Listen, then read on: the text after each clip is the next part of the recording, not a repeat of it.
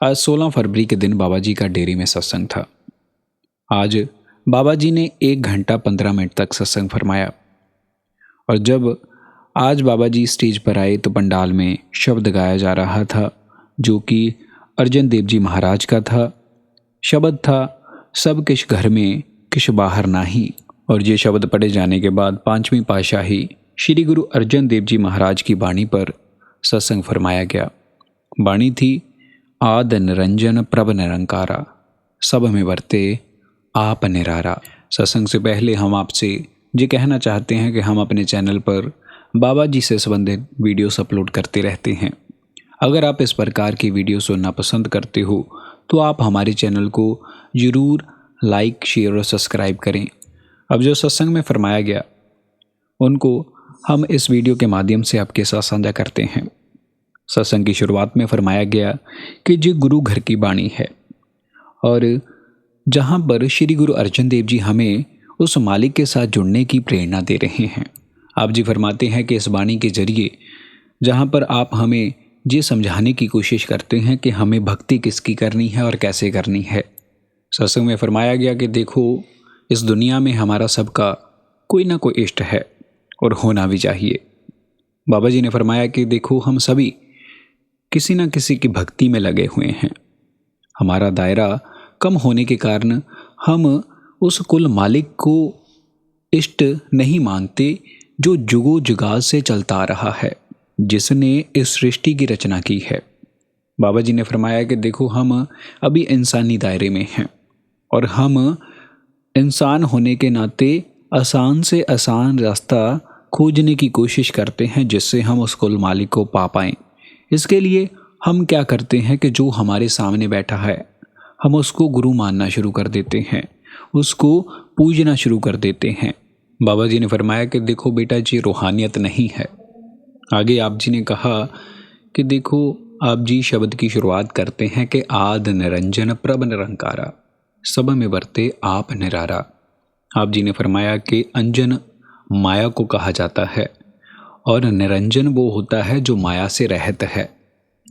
फिर आप जी ने आगे फरमाया कि देखो, हमारा इष्ट ऐसा होना चाहिए जो माया से रहित हो। आप जी ने कहा कि माया हम किसे कहते हैं। आप जी ने फिर गुरबाणी की तुक पढ़ते हुए कहा कि आए जाए सो माया। बाबा जी ने कहा कि जो चीज़ बदलती है वो माया के दायरे में है। आप जी ने कहा कि जो दुनियावी चीज़ें हैं ये सभी माया के दायरे में हैं। ये शरीर कभी बूढ़ा होता है, कभी जवान होता है और कभी बचपन में होता है।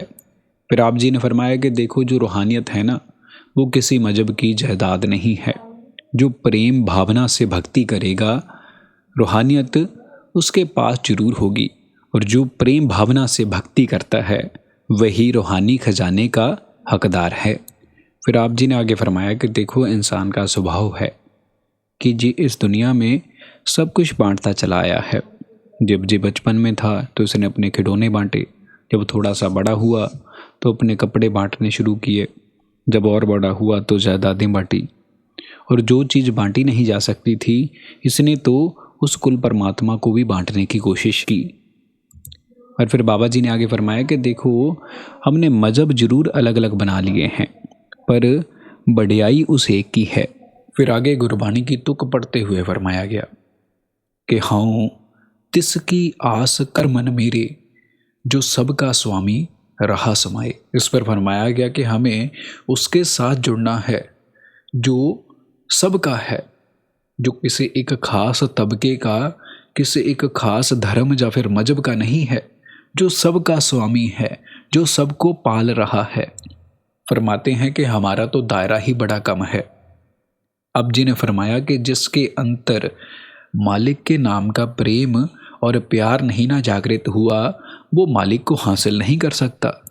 फिर आप जी ने आगे फरमाया कि देखो, अलग अलग समय पर जहाँ पर अलग अलग संत महात्माएं हैं और उन्होंने हमें मालिक के साथ जोड़ने की कोशिश की है, और किसी भी संत महात्मा ने ये नहीं फरमाया कि हमारा वो अल्लाह वाहिगुरु अलग है, कि 2 रब हैं या फिर 3 रब हैं।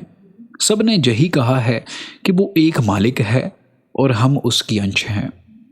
पर हमने उनके नाम पर अलग अलग धर्म की दीवारें खड़ी कर ली, उनकी तालीम की ओर ध्यान नहीं दिया। फिर आगे बाबा जी ने फरमाया कि ये जो जिस्म है ना, ये हमारे लिए एक उदाहरण है। वो हमारे सामने एक उदाहरण बनकर आते हैं और उनके उपदेश को कोई बिरला ही समझ सकता है। आगे आप जी ने फरमाया कि ये जो गुरु होता है ये शब्द स्वरूपी होता है। आप जी ने गुरबाणी की उदाहरण देते हुए फरमाया कि शब्द गुरु सुरत तुम चेला, कि इस शरीर में ताकत नहीं है गुरु बनने की। गुरु वो शब्द है, वो धुन है, और ना ही इस शरीर में शिष्य बनने की ताकत है। जो हमारी सुरत होती है वो शिष्य बनने के लायक है। ये शरीर तो शमशान घाट तक ही हमारे साथ निभेगा, ये शिष्य का भी वहीं रह जाएगा और गुरु का भी वहीं रह जाएगा। उससे आगे ये शरीर नहीं जा सकता।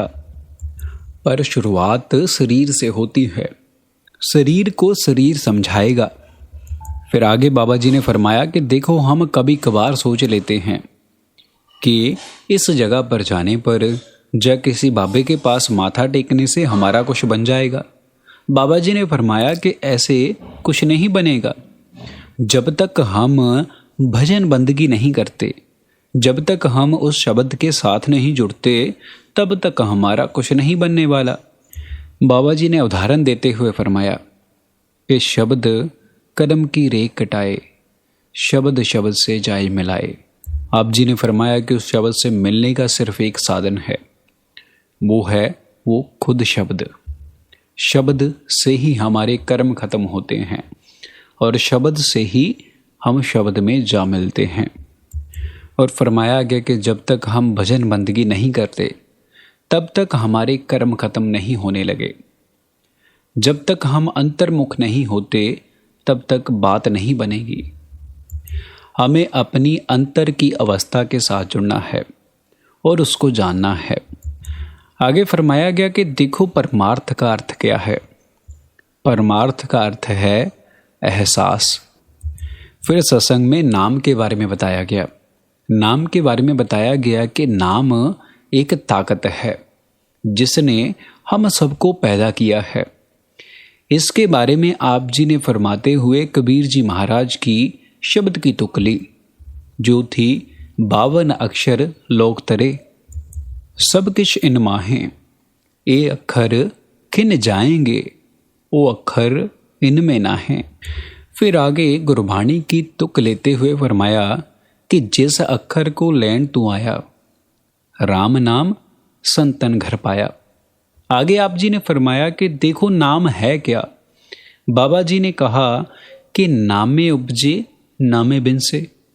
कहते हैं कि हमें गुरबाणी बार बार जी फरमा रही है कि नाम से ही सबकी उत्पत्ति हुई है और नाम से ही सबका नाश होता है।